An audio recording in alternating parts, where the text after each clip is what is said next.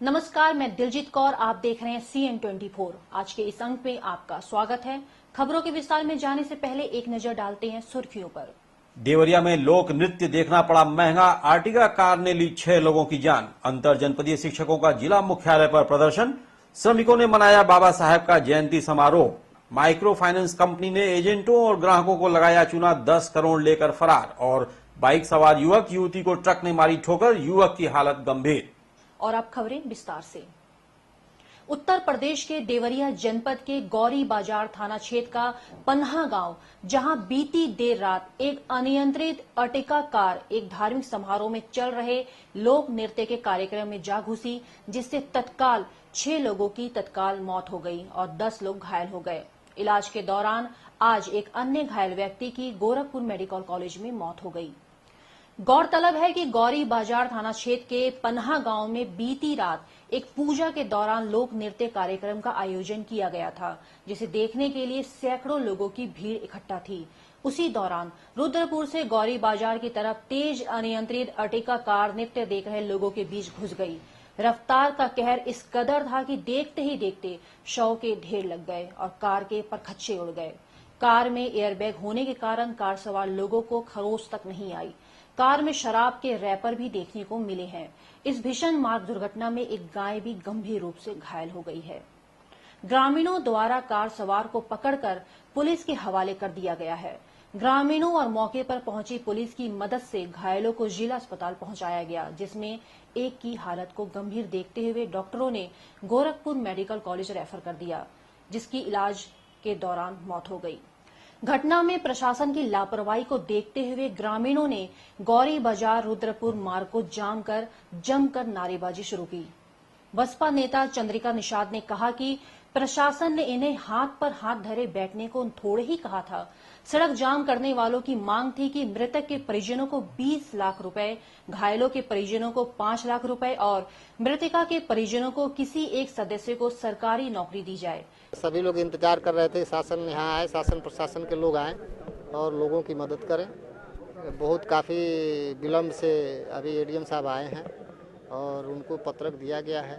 अब पत्रक माननीय मुख्यमंत्री जी को नाम से दिया गया है और मांग की गई है कि मृतक परिवार को 20 लाख रुपए और उनके किसी एक सदस्य को नौकरी और घायल परिवार को 5 लाख रुपए का मुआवजा तुरंत देने का माननीय मुख्यमंत्री जी से मांग की गई है। घटना स्थल जिस गांव में हुआ, उस गांव के प्रधान पति ने भी मुआवजे की मांग की है। भी मृतक हैं, उनके परिवार वालों को 20-20 लाख रुपया दिया जाए और जो घायल हैं उनको 5-5 लाख रुपया दिया जाए। उसके बाद क्या है, और एक सरकारी नौकरी दी जाए जो मृतक परिवार के, और औरतें जो मरी हैं उनके परिवार वालों के लिए उचित प्रबंधन। इस बाबत एसडीएम प्रशासन वीरेंद्र गुप्ता का कहना था कि उनकी जो मांगे हैं उसे हम मुख्यमंत्री जी के पास भेज देंगे और स्थानीय स्तर पर जो भी हो सकेगा मदद की जाएगी। तो इसके लिए इन्होंने ज्ञापन दिया है, पब्लिक की ओर से एक ज्ञापन मिला है, उसमें मुख्यमंत्री सहायता कोष से राशि की मांग की गई है। घायलों के उपचार की व्यवस्था और पशु के उपचार की व्यवस्था की मांग की गई है। ये उपचार की व्यवस्था यहाँ तत्काल करा दी जाएगी। रही मुख्यमंत्री सहायता कोष से उसके फॉर्म भरवा करके भेजे जाएंगे, वहाँ से पैसा मिलेगा। अंतर जनपदीय शिक्षक वेलफेयर एसोसिएशन के बैनर तले आज शिक्षकों ने जिला मुख्यालय पर प्रदर्शन कर मुख्यमंत्री को संबोधित ज्ञापन जिलाधिकारी को सौंपा। अंतर जनपदीय शिक्षकों का पदोन्नति प्रथम नियुक्ति के आधार पर किए जाने की मांग को लेकर शिक्षकों ने जिला मुख्यालय पर धरना प्रदर्शन किया। प्रदर्शन कर रहे शिक्षकों का आरोप है कि उनकी प्रथम नियुक्ति का आधार पदोन्नति के लिए वरीयता सूची में नाम दर्ज नहीं किया जाता है, जिससे उनका प्रमोशन बाधित होता है। एसोसिएशन के अध्यक्ष उपेंद्र प्रताप सिंह ने कहा कि अंतर जनपदीय शिक्षकों के साथ पदोन्नति में सौतेला व्यवहार किया जाता है। स्थानांतरित प्राथमिक शिक्षक संघ है, शिक्षक संघ से हैं और हमारी मांगे जो हैं प्रथम नियुक्ति तिथि के आधार पे हम लोग की वरिष्ठता बहाल हो। दूसरे जनपद से हम लोग स्थानांतरित होके आए हैं, तो हम लोग की वरिष्ठता अपने जनपद में जहां स्थानांतरित होके आए हैं, वहां जब से हम लोग स्थानांतरित होके आए हैं उस तिथि से मानी जा रही है। हम लोग की मांग ये है कि हमारी हम लोगों की प्रथम नियुक्ति तिथि के आधार पर वरिष्ठता बहाल की जाए। श्रमिक समाज कल्याण संघ के तत्वाधान में आज रेलवे बस स्टेशन परिसर पर बोधिसत्व बाबा साहेब भीमराव अंबेडकर की जयंती समारोह का आयोजन किया गया। समारोह का शुभारंभ एसडीएम वी के वोरे ने बाबा साहेब के चित्र पर माल्यार्पण एवं दीप प्रज्वलित कर किया। इस अवसर पर वक्ताओं ने कहा कि बाबा साहेब व्यक्ति नहीं, एक ऐसे व्यक्तित्व थे जो संपूर्ण भारत में सामाजिक न्याय के प्रतिमूर्ति थे। उन्होंने देश में अनेक सामाजिक आंदोलन को जन्म दिया। श्रमिक समाज कल्याण संघ के प्रांतीय महामंत्री बनारसी राम ने कहा कि बाबा साहेब के विचारों को जन जन तक पहुंचाने की जरूरत है। बाबा साहब ने इस देश के लिए क्या किया था, बाबा साहब की शिक्षाएं क्या थी, उनके गुणों को, उनके किए हुए कामों का उल्लेख पूरे देश में इसका प्रचार प्रसार होगा, तभी इस देश के लोगों को बाबा साहब के किए हुए कार्यों का मूल्य कहा जा सकता है। बाइक सवार युवक और युवती को ट्रक ने ठोकर मार दी, जिससे युवक और युवती गंभीर रूप से घायल हो गए। इलाज के लिए जिला चिकित्सालय में भर्ती कराया गया। इलाज के दौरान डॉक्टरों ने घायल युवक को मेडिकल कॉलेज रेफर कर दिया। घटना सहजनवा थाना क्षेत्र अंतर्गत गीडा के पास की है। सहजनवा निवासी अवनीश शुक्ला और प्रियंका मौर्य एक मोटरसाइकिल पर सवार होकर गोरखपुर आ रहे थे। गीडा के पास पीछे से आ रही एक ट्रक ने उन्हें ठोकर मार दिया, जिससे अवनीश और प्रियंका गंभीर रूप से घायल हो गए। इलाज के लिए पुलिस ने उन्हें जिला चिकित्सालय लाया, जहां युवक की स्थिति गंभीर देख डॉक्टरों ने उन्हें मेडिकल कॉलेज रेफर कर दिया और प्रियंका का इलाज जिला चिकित्सालय में चल रहा है। डॉक्टरों ने उसकी स्थिति सामान्य बताई है। प्रियंका के पिता ने बताया कि तेज रफ्तार अनियंत्रित ट्रक ने घटना को अंजाम दिया है। मोटरसाइकिल और ट्रक से ये लोग आ रहे थे गोरखपुर कोचिंग, ये बीए लास्ट ईयर में। प्रियंका मौर्य 10 बजे। इन दिनों फर्जीवाड़ों का बोलबाला है। पीड़ितों को न्याय नहीं मिल पा रहा है। दबंग बदमाशों के पौबारा हैं। तारामंडल स्थित एलआईसी भवन में काफी दिनों से जन रक्षा माइक्रो फाइनेंस कंपनी संचालित हो रही थी।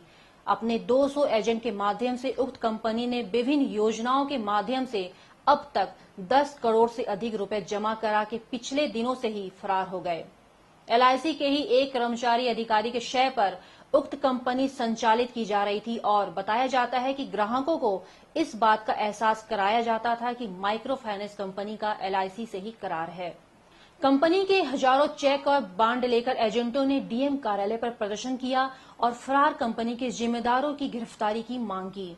इस मामले पर प्रदर्शन कर रहे गीता पांडे और रेणु श्रीवास्तव ने पीड़ितों को न्याय दिलाने की मांग की है।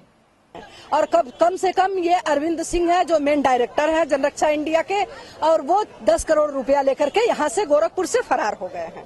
वो 2 तारीख में फरार हुए हैं और सारी जनता अपना अफरा तफरी मचा रखी है, क्योंकि क्षेत्रों से ले करके पैसा सब लोग आरडी खोल रखे थे और ये भी बोलते थे कि आप लोग कंपनी से क्यों डर रही हैं, कंपनी आपकी चलेगी और एक एक पैसा आपकी कंपनी दे करके जाएगी। इसमें सगी का ठगी का शिकार सारे एजेंट हो गए हैं। सारे एजेंट आक्रोश में हैं।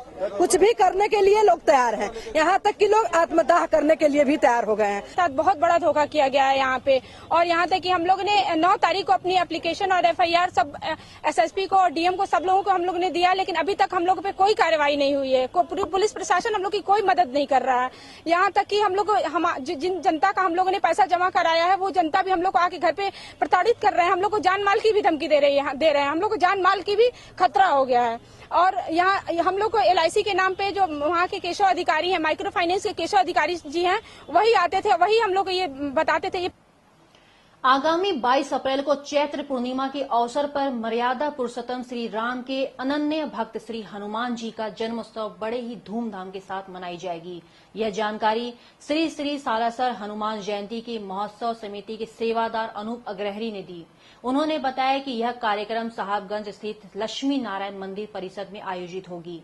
20 अप्रैल को अखंड रामचरितमानस पाठ का आरंभ होगा और 21 अप्रैल को इसकी पूर्णाहुति होगी।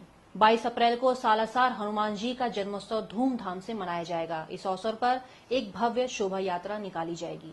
22 अप्रैल दिन शुक्रवार को श्री श्री सालासर हनुमान जयंती महोत्सव समिति के तत्वाधान में हनुमान जयंती महोत्सव चैत्र पूर्णिमा वाले दिन पिछले 36 वर्षों से हम लोग मनाते आ रहे हैं और इस वर्ष 37वें वर्ष हम लोग फिर से यह कार्यक्रम को मना रहे हैं। मनोकामना पूर्ण पद यात्रा के रूप में शोभा यात्रा हम लोग निकालेंगे। ये थी अब तक की खबरें। शेष अगले अंक में, तब तक के लिए मुझे दीजिए इजाजत। नमस्कार।